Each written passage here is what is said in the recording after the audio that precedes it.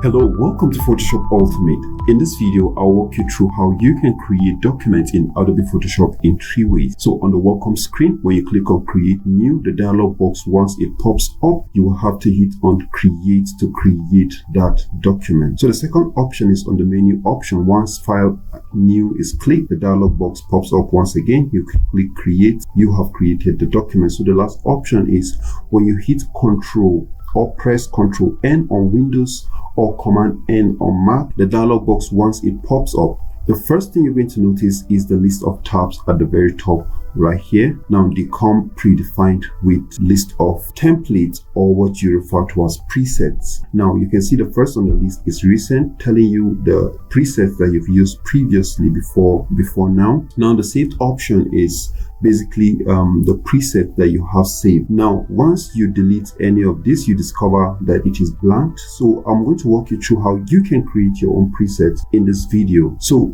there is an option called photo, and there's another option called print, and then you have a list of other tabs right here. Now there is a bit of a difference between the last 3 options and these other 3 options right here. So under the photo tab, when you go through each of these template or preset, you discover their unit of measurement is set as inches. Now what this means is this: inches, centimeters, millimeters, they are units of measurement that are predominantly used in the real world, not on your screen. Okay, so your screen does not measure the screen size or the unit in millimeter or inches, rather it uses what is referred to as pixels. Okay, now the first 3 options here, photo, print, art and illustration, they use this particular unit of measurement, while the last option, web, mobile, film and video, uses the pixels. So you can see this for instance, you can see the unit of measurement, they are all in pixels. Now that is not to say it's a constant that you cannot change it. You can change the physical unit of measurement, which is inches, millimeter, to pixels if you want. So all this template or preset that we have here, they are basically a starting point. You can change them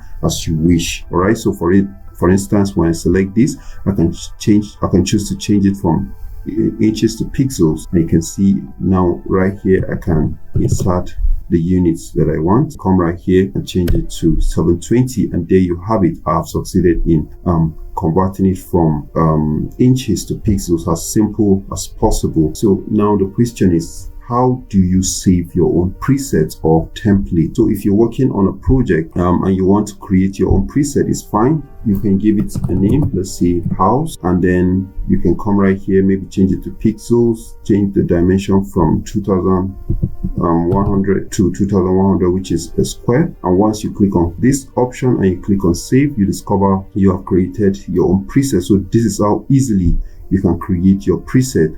Or you can go ahead and let's make it 1920, and then come right here and make it 1080 and change the orientation. And once again, when I click and I save it, you can see that I have already saved another preset. Okay, so what does this preset details, or what you refer to as template, what does it mean? So basically the right hand side is where you define your parameter for your template or presets. Okay, so you have the width, you have the height, and you can choose to set the orientation on portrait or landscape. Now we will leave this option for now. We will look at this in a subsequent video. So this option right here reads resolution. What resolution basically means is this: if you are working for the print, ensure your resolution is 300 and above. That will ensure the printer prints a very good work.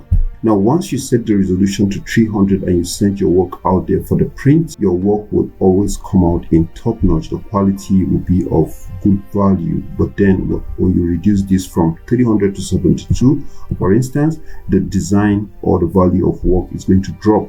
But this has no effect on screen, so you can choose to leave it at 72, you can choose to leave it at 300. It doesn't really matter. All right, this option right here that reads color mode, what color mode basically means is this: RGB is a color mode that is meant for screen, CMYK is a color mode that is meant for print. So depending on the project you're working on, if it's meant for screen, ensure you set that color mode on RGB. All right, so grayscale is basically your your project is going to be basically black and white. Okay, so this is basically the two options we will focus our attention on throughout this course. Okay, so this option right here, I hardly use this option right here, the background content, because I can choose to change the background whenever I've created the document. So the last option, which says advanced option, we don't have to bother ourselves with this. We'll look at this in subsequent videos. So this is how you can actually create your document, and once you hit create, your document has been created successfully. So this is how easily you can create your document, and you can also choose to go back, and then there you have it. You can create another document once again. Okay, so there you have it. This is how you can create your document in Adobe Photoshop. So see you guys in the next video where we look at artboard.